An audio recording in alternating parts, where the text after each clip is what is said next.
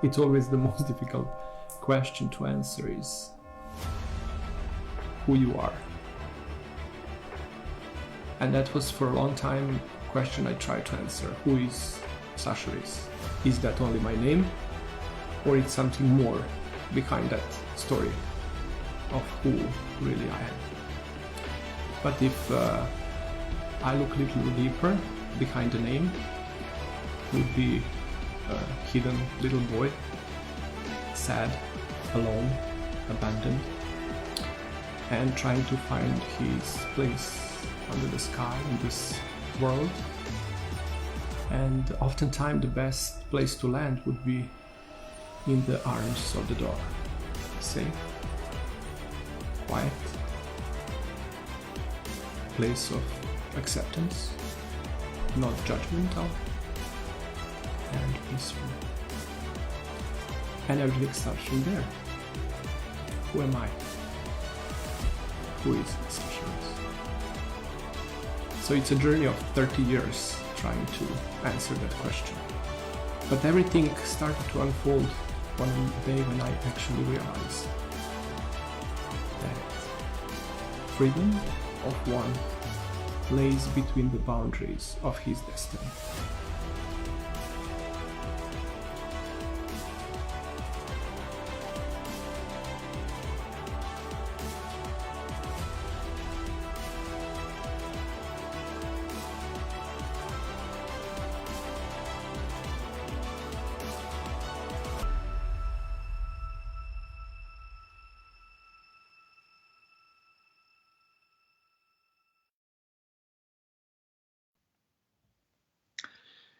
Hello everyone, good evening, good morning, wherever you are watching us from. Sasha is here, welcoming you to a new episode of ongoing podcast, Grooming with a Positive Mental Attitude.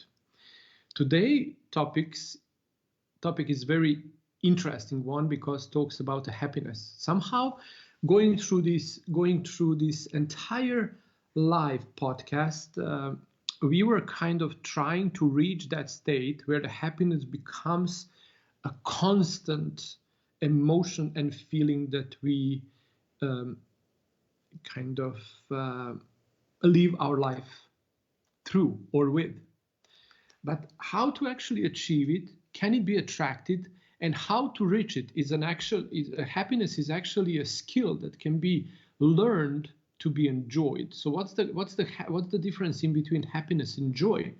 So how to find the joy in happiness or happiness in joy, or how to get those two together in order to, escape in this foreverness of understanding how the structure of the life actually works.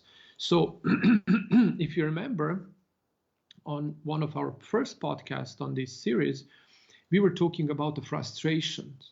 A lot of us got frustrated because we don't know how to implement that. We need some other skills once we mastered our craft, let's say grooming skills. What is a grooming skill? The grooming skill, to be a great groomer, you need to know how to handle the dog on a table so the dog kind of likes to be groomed. So it's a joyful experience for you and for dog. So the next thing is to have a perfect shape of the picture what you want to groom in your mind. So that's kind of mindful skill that you need to develop in order to have that envisioning before you start even working. And then you have a skills, kind of grooming skills, in order to make those skills work for you so you can connect image inside your mind with the object that you are grooming in order to create that form outside your mind on the dog, and to create all of that to be joyful experience. So what's missing oftentimes, and what I was focusing entirely the podcast to, is to a discipline of the cultivating and developing the mind, the mindset on its own as a skill, so you can blend it together with everything that you know you should learn to become a groomer, but what you need to know aside of that in order to become a better person, so you can really serve people in the joy through your happiness. What are you doing now? Is it straight now? Okay. So now we are straight as well, as much as we can be straight. So the entire idea of talking about happiness is to understand it's a skill and it can be developed. So in order to become happy, so that's the that's the underline of this kind of chapter.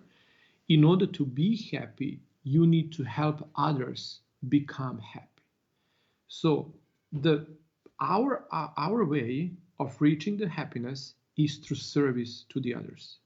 Serving others means helping them become happy, and like in a mirror of their happiness, we gonna feel the joy of our own happiness. But that stage, that process has its stages, and everything starts with respect. When I say help others become happy, it meaning that help others feel happiness. Happiness is not a short-term joy.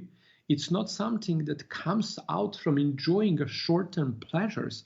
It's a long-lasting state of mind and habit of living that feels completely different than average reaction of the person would be actually. So it's very difficult to, even when achieved, if difficult to maintain, because oftentimes we feel guilty enjoying the happiness. Why?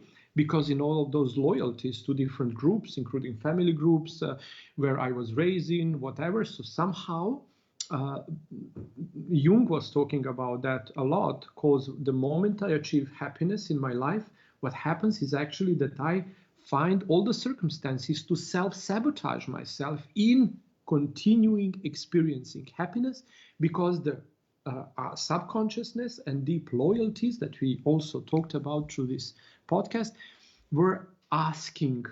So there is that inner voice of your soul that asking you at the time, who am I to feel happy? Who am I to maintain happiness when my mother didn't have it, my father didn't have it, my friends didn't have it, no one has it. It's very difficult to live in this life. It's a gas price, it's a war, it's a pandemic, all kind of things that bothers and triggers us are actually pulling us out from that way of experiencing happiness. If we bring joy to our clients, if we bring joy by being nice to others, it's not the same thing. The happiness is a reward for strength. Happiness is a reward for strength, living according to the respect of the others.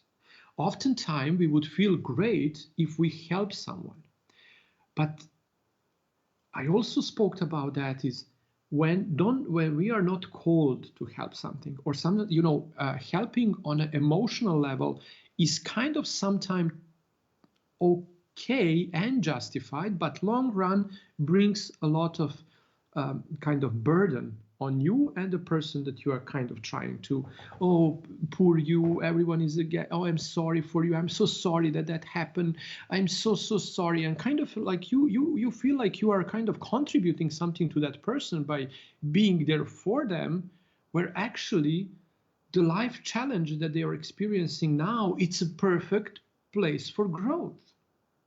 So if I would respect the position of my good friend and respect the possibility of quantum leap that she or he is in a possibility to do now in their life, and out of my respect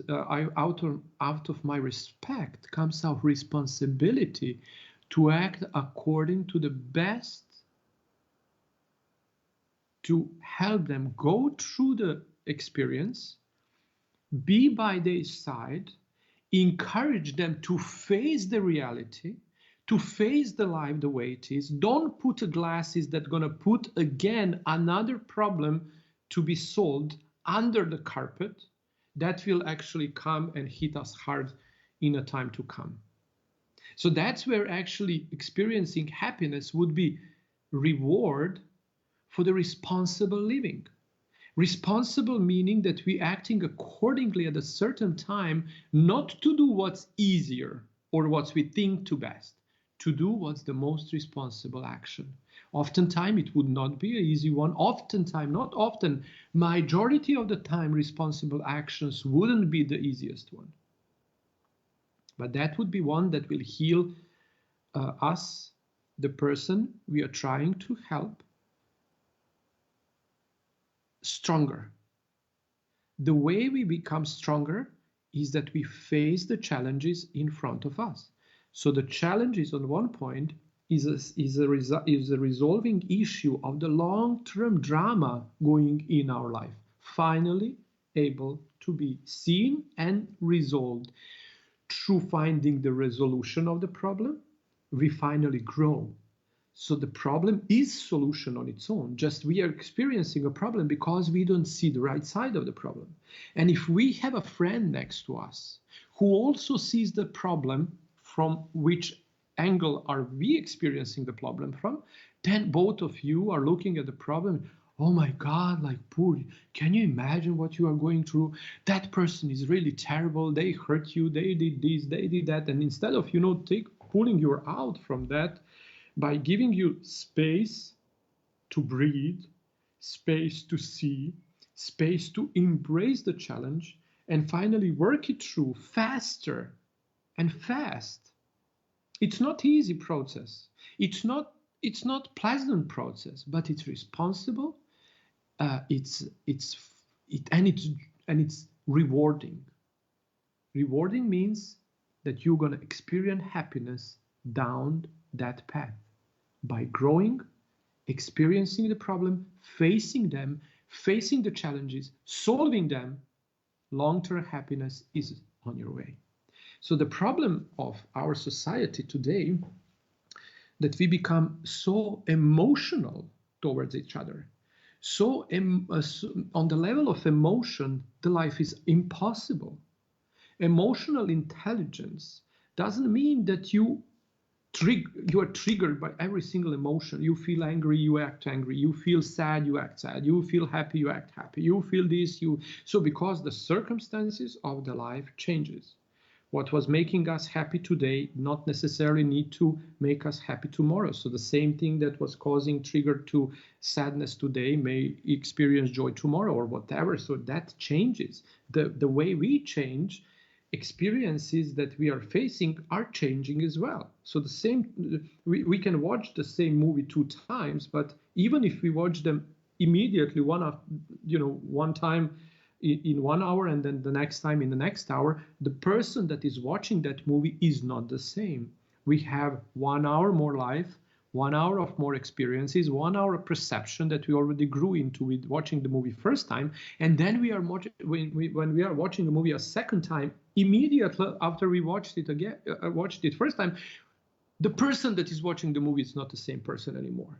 So the perception of the movie gonna grow. What was scary on the beginning won't be scary on the end because we already know what's going on. So if we are caught to these emotions, don't hurt me. You hurt me. You told me this, and she told me that, and she hurt me.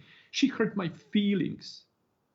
The feelings are structured in the body memory that someone else did us something in the past, so our body reacted to the circumstances that might be the same. Obviously, oftentimes they're not the same.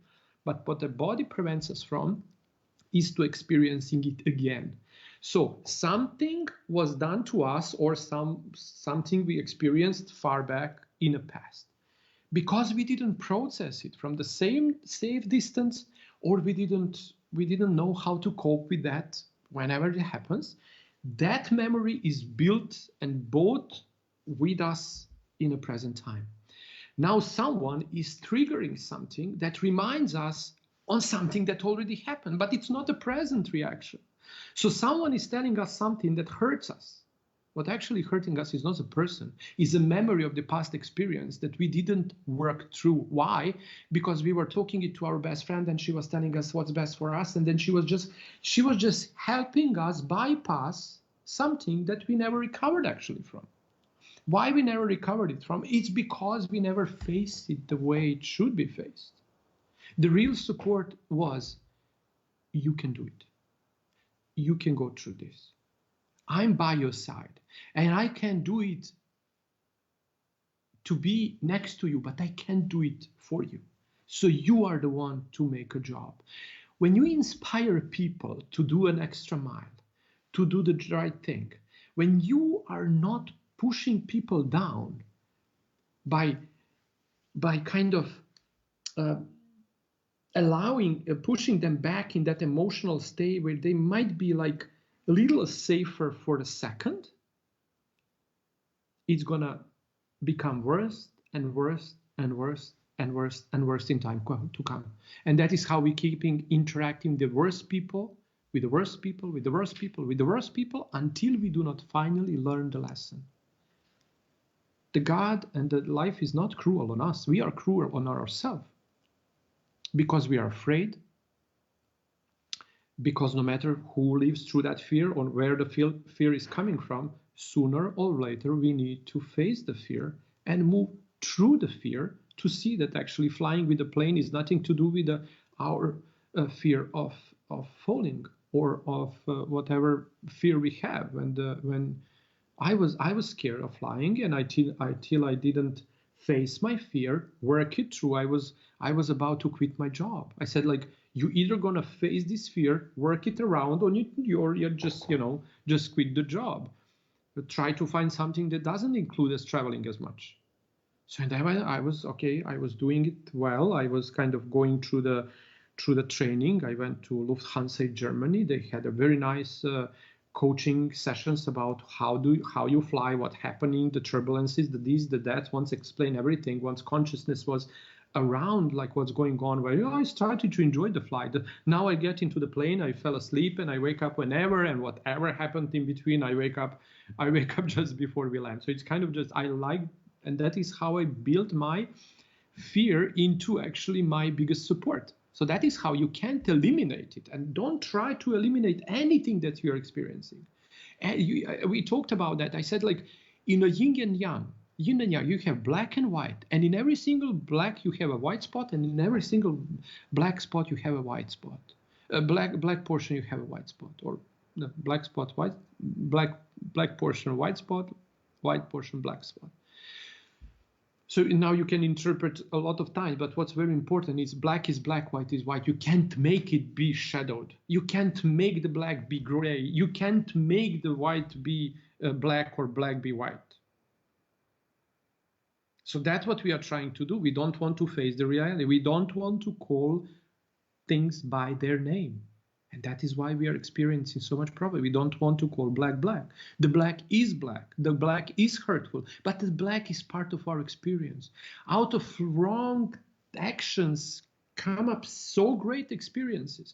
Now don't watch that. Like, look at the wars across the world, the terrible things that can happen to some people is experiencing. I'm coming from the country that was going through the war, and of all kinds. Like every 50 years, there is something, some light, something that lights up, a new war, new possibilities to war, and things like that. So, but if you observe the wars are creating movement. The people are running away from wars. This is how the country was created. Out of this amazing country, and the possibilities in America are created by somewhere in the world where the wars, the people were going away from the bad places because the bad destinies were there and the wars were there. And then they put themselves on the ships and they move across the oceans and they come in this beautiful country, opening a new possibility for the generations to come. So the bad experience, if the bad experience of the war wouldn't happen back then there, who knows, will your ancestor ever think to come and experience America as a new possibility? So the bad thing, someone didn't have, someone didn't want to stay where they were, no matter for what reasons. So someone wanted to cut the wrong course of the destiny. Look at the World War II, what that did to the people. But also look at the consequences of those movements. So the bad movements is for everyone. No person should be killed in such an event like a war. But look at what the wars as a terrible event creates as a great outcome, creating this movement of the people trying to escape. The people need to be courageous. So the happiness of being courageous to move away from the place where you might be killed, the reward for that courageous movement is happiness. It's not that happiness that can kind of last forever. It's not just on the motion when you become enough strong. So you make a decision that you better to pack your family up and move away from the war than to stay there and maybe be killed. So oftentimes the people are lying to themselves. I know by myself because I was in a country and then the war started, and I said, it's not a big deal. It won't hit here. It's just kind of happening somewhere else. Until the bomb didn't crash 3 streets away from me. Then I started to go in the basements. Until that, I was pretending, I was trying to know the wars, it's 20th century, the wars are not happening anymore. So my reality was no way that wars are happening. And then the big rocket hit street away, and then you can imagine how, so I was thinking actually I was hit. So after that, my dad told me, like, you should maybe consider acting a little more responsible. We are in the middle of the war. So I started to go to the basement. The country was completely closed. We couldn't go away anywhere, especially if you were a male.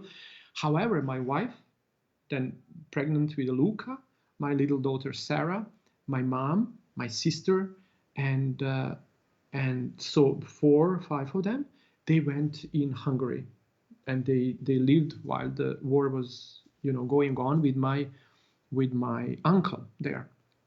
So he welcomed them and they stayed there, and me, my father, we were just home, and my grandma was with us, and we just kind of stayed there and waited for war to bypass, trying to act as much as we could. After that, I said, this is destiny. I don't want to have my kids experience anymore. So I'll work hard to find my way to move them around. Took me 20 years, but I did it.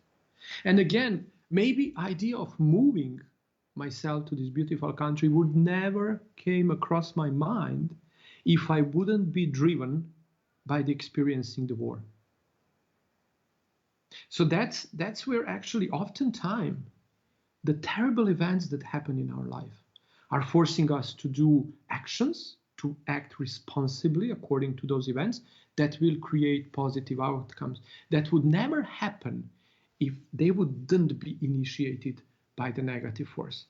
So how the Mephisto would say in the Goethe, it says, I want to create evil, and somehow I always end up creating the right thing, because every evil action ends up with a good reaction. Somehow energy shifts, and there is always something good to be found in everything that's bad.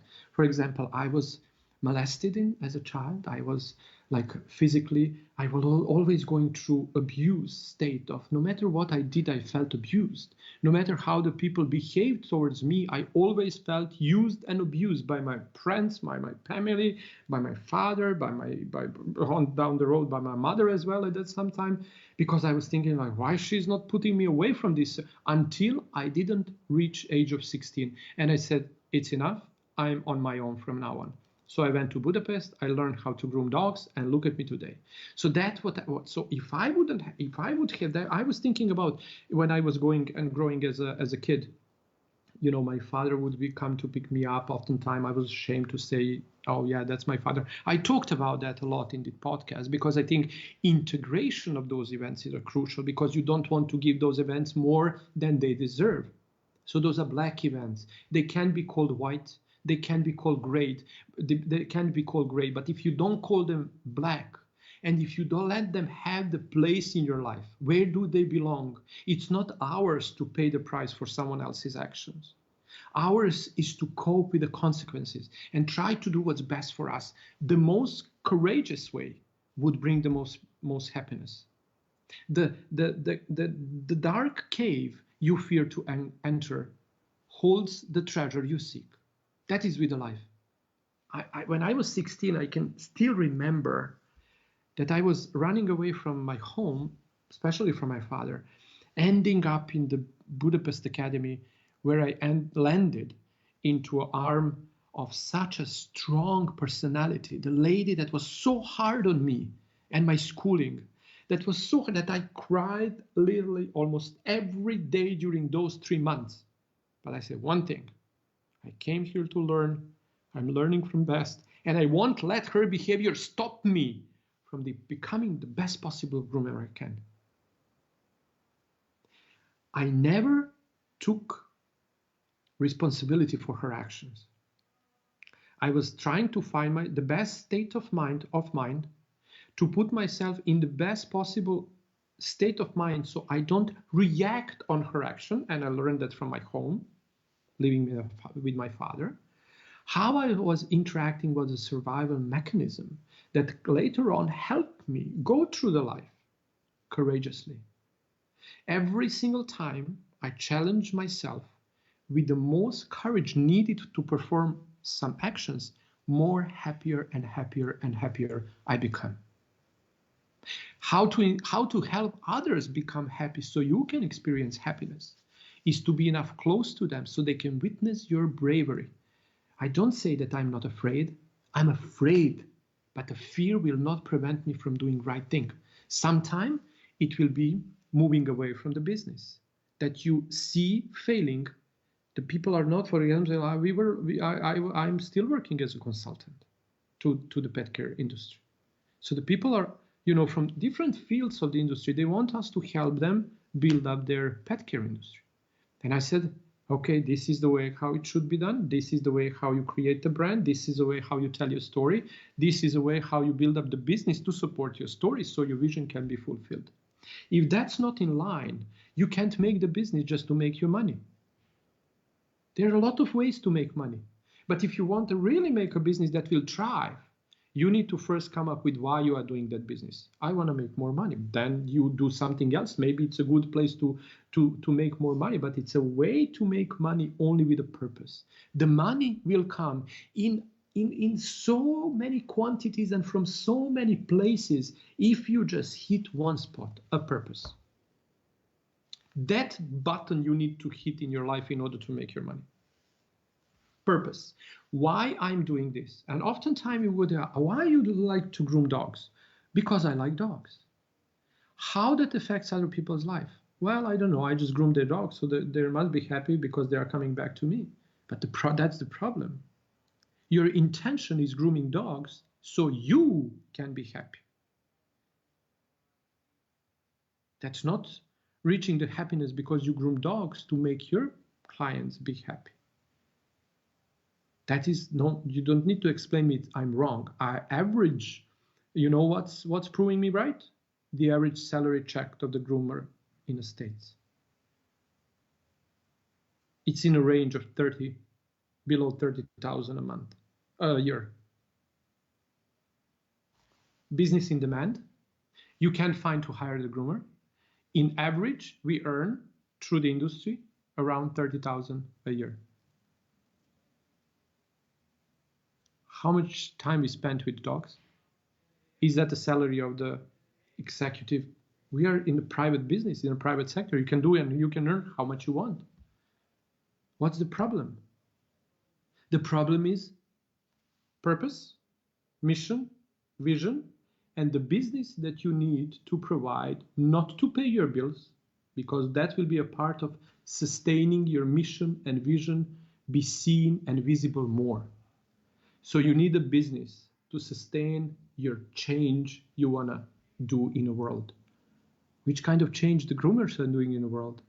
Check my podcast from the beginning. Start from the episode number 1 and slowly get into this one, and then you will see how in order to, this is my content for the book that I'm coming out from these words. It's already working and it's happening.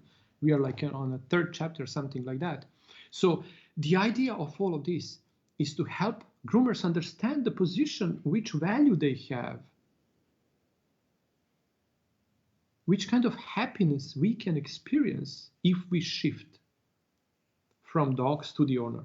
That's all of this podcast. All of this podcast is to shift attention from the dog to the owner. You're going to deal with the dog easily. You know behavior classes, you know this, you know the first, everything you put in your mind to do, to skills to develop, you're doing towards dogs. Now you have a couple of business classes that you might take, how to make more money, how to raise prices, how to do this, how to do that. But how to become happy? Who's going to teach you? Well, I'm happy. You know, I'm happy with my life. And then suddenly we got sick, or we get, you know, something, you know, terrible happened to our lives or to someone we love. And then we experience new pain. We experience it's everything. It's something.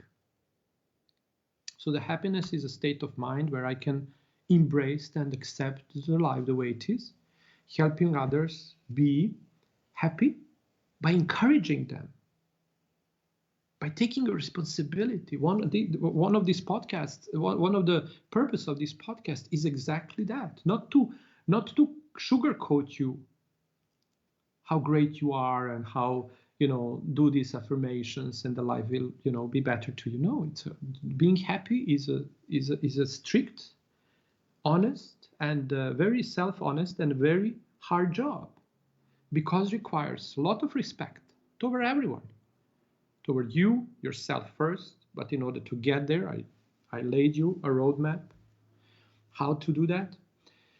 Then towards others. So not to go there and to help. I want to help you. I want to help you. I want to help you. I want to help you. Please give me to help you so I can. And you are killing people by helping them. But I want to help you now. You are helping. We are in need of people that are worthy of our help, because when we help someone, then we feel big. We feel engaged. The others are needed our help. I'm big. I know how to help you. You can't save anyone. You can't save anyone, because everyone has his own destiny. That's the first. Choices, that's the second. Free will, that's fourth. Way to choose and move on with his life one way or the other, that's on everyone else. It's not on you to help anyone. In order to change them. And when I started this podcast, what help others to become happy, and you'll be happy too, how to make others happy first is to inspire them by your bravery.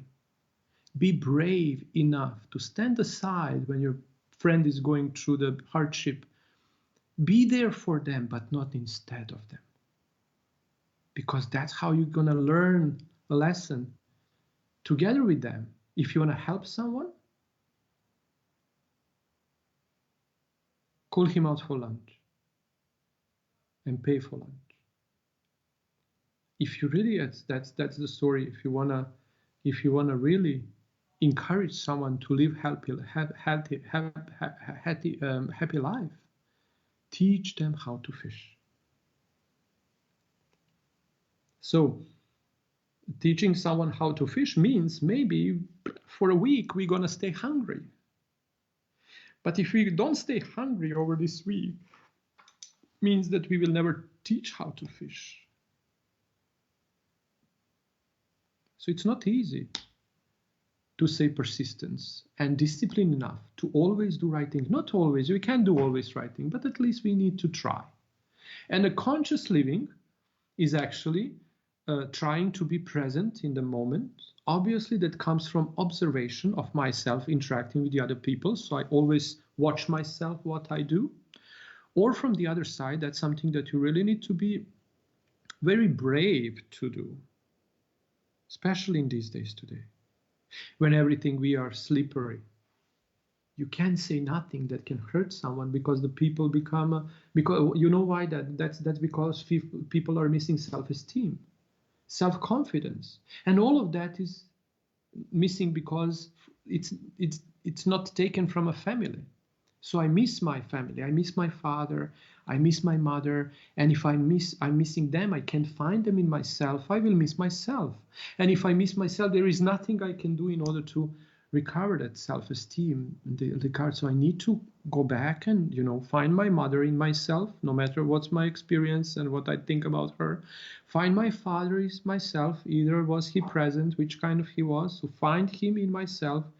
Be brave enough to face all of that, to accept whatever there is, and to build on that. Those are the foundation of our life. Those are the foundations of our lives. That's the source of our forever love that flows through them to us from the beginning of the time. And if we confront that, then we're going to stop progressing because we don't know who we are. Oh, I'm gay, I'm transgender, I'm black, I'm white, I'm this, I'm that. No, that's how we identify. But that's not self of me. That's my color scheme, that's my sexual orientation, that's part of me, but it's not me. It's not I. It's not I-ness. That's much deeper than that. I'm gay, as I said loud, and I kind of try to live a life together with my husband nicely and everything. But what will you know, being a gay as kind of like a gay's identity would take away all the beauty of the life if I just keep exposing that portion of my life that actually have to do with the sexuality. That will actually become something that in like 50s, 60s, or whenever gonna just start to vanish as a part of my life. So who am I after my sexual drive drops? Am I gay just because I love to have a, you know, real sexual relationship with a man? I live with a man, and how that's the best I can identify myself with. That's a very important part of my life.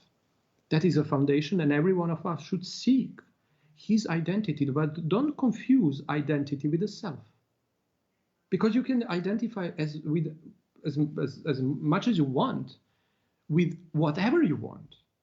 It's pretty legit. But if you miss meeting the self, that identity is just part of, then you're going to miss a point. Unfortunately, it might take a lot of time to get the point, that to see that regardless your kind of my sexual orientation, and now I talk it loud and I express everything, and I'm gay, that you will see that there might be something that will still preventing me from experiencing happiness. Okay, you are gay, so? I don't know. Now I don't know. Now what's now the problem? Are you in a good relationship? Yes, no. Are you in a happy place with your life? Yes, no. Are you in a good profession? Are you in the right country? What are you doing and why? That's nothing to do with your sexual orientation. That's an integral part of the life, but it's not a self. And now, because we are missing a path to the self, because that path to the self is a very courageous way to be achieved. And no one has time to read, to raise consciousness, to think,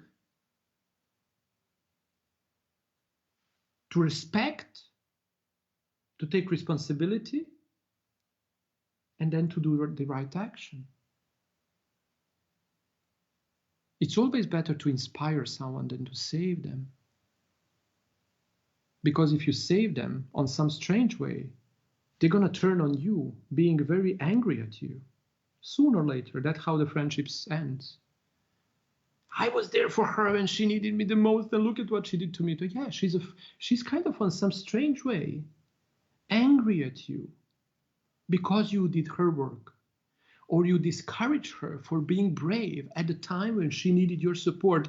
Just a push to work hard on facing her real life and find a way out from there. And then as a reward, the life brings happiness. You do it once, you earn more, you become more courageous, you are able to face more challenges. You are going through them easily, much easier. You are getting out through you are actually seeing the life from the completely different perspective. You try to develop a positive mental attitude, and in positive mental attitude, challenges are just nonsense. Challenges are challenges. Yeah, that's how you call. Thanks God I have a problem, because now by fixing a problem, I'll become more than I was before the problem occurred to my life. It's finally time to embrace and move on. Last time I was talking about how problematic I have with this. I was talking about the health, and I was talking about what I eat, and how that's a big power on us, that we have a force to choose. Do I want to eat candy, or I want to eat I don't know, apple? And I somehow, because of unknown reason, the candy is much stronger than I am. And all of this, health conscious living, and you can say this, and everyone is telling you can say this because that will affect the people's lives, and this will affect the people's health, and you can say this because that will make people die. And then you have on all of those social media, you still have all of those recipes that use tons of sugar. You have a Facebook guy promoting a McDonald's now that, causing that beautiful lifestyle of the healthy inside. Like you're promoting fast food like it's some oranges or something that can help people drive a long way. Just kind of like that pop culture is kind of, and then we sign up for all of that because that's what we are told. Someone told me to do that. Because why? Because you didn't have enough time to read on your own, to do your own choices, to make your own life. Because you was busy doing what? Earning money to pay the bills. That's not how the life operates.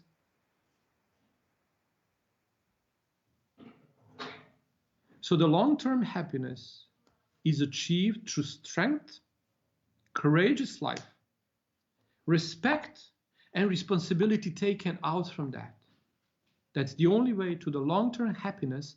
That is state of your mind and a reward for the courageous, right action done for yourself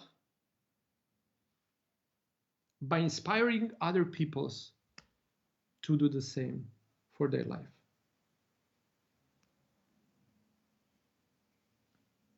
I think this was, even though it's a very fluffy topic, how to be happy in a life, it's very hard to talk about that. Because it's not just flowers, beauty, love, radiation, everything comes. You just, put the glasses and the life is beautiful. No, bro. No, bro. It takes a lot of courage to get there. But once you get there, you're going to be like, you're going to see the life, like where this life was hiding away from me. And the actually question would be where you was hiding from your life. Thank you so much for your time. One amazing night. Bypass so fast. It's already like an hour of me talking and sharing my insights about happiness, and how the happiness is just not joy that, will bypass you soon the circumstances change. No, the happiness is a long-lasting reward for the brave and courageous life. Love you a lot. Thank you so much for staying with me today. Watch next weekend show on this ongoing episode, Grooming with a Positive Mental Attitude.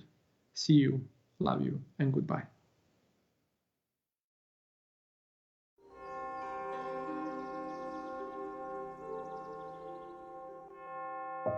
It's always the most difficult question to answer is who you are.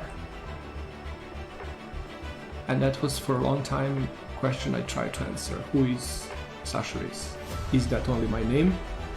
Or it's something more behind that story of who really I am? But if I look a little deeper behind the name, would be a hidden little boy, sad, alone, abandoned, and trying to find his place under the sky in this world. And oftentimes the best place to land would be in the arms of the dog. Safe, quiet, place of acceptance, not judgmental, and peaceful. And everything starts from there. Who am I? Who is Sasha Riess? So it's a journey of 30 years trying to answer that question. But everything started to unfold one day when I actually realized that freedom of one lays between the boundaries of his destiny.